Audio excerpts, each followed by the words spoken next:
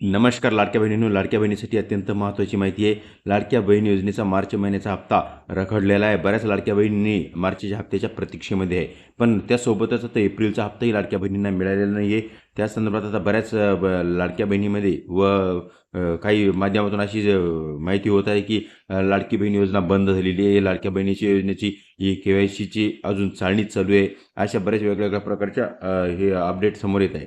पण आता एप्रिलच्या हप्त्यासह मार्च व एप्रिल हप्त्यासह 3,000 रुपये लाडक्या बहिणींना एकत्र मिळण्याची दाट शक्यता वर्तवली जात आहे. अनेक महिलांना KYC त्रुटीमुळे पैसे मिळालेले नाहीत. त्यामुळे 31 मार्चपर्यंत मुदतवाढ त्रुटी दुरुस्त करण्यासाठी दिलेली आहे. एप्रिल अखेरीस पात्र महिलांच्या खात्यामध्ये रक्कम जमा होऊ शकते किंवा एप्रिलच्या शेवटच्या आठवड्यामध्ये हे पैसे लाडक्या बहिणींना येऊ शकते.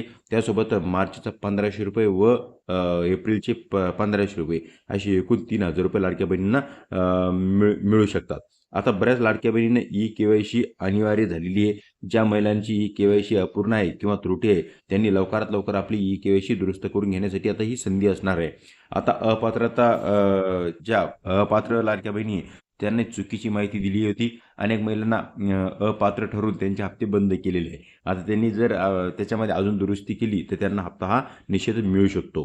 निधी वितरणासाठी सामाजिक न्याय विभागाकडून नवीन GR जारी करण्यात आलेला आहे. आता लाडक्या बहिणींना कधी पैसे मिळणार तर एप्रिलच्या शेवटच्या आठवड्यामध्येच पैसे जमा होण्याची दाट शक्यता वर्तवली जात आहे आणि विशेष म्हणजे 3,000 रुपये एकत्र जमा होऊ शकतात अशी आता काही माध्यमांनी माहिती दिलेली आहे.